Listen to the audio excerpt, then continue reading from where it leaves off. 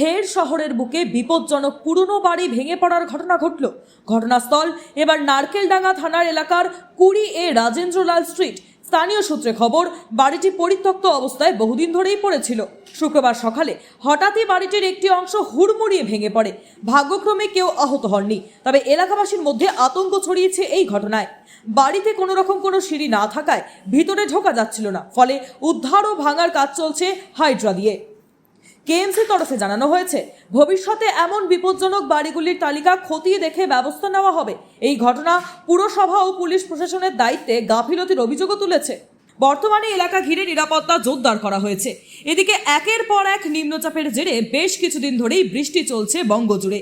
এই ঘটনার পাশাপাশি মঙ্গলবার সকালে খাস কলকাতার রানী রাসমণি রোডেও এই ঘটনার পাশাপাশি মঙ্গলবার সকালে খাস কলকাতার রানী রাসমণি রোডেও হুড়মুড়িয়ে ভেঙে পড়ল পুরনো বাড়ির একাংশ।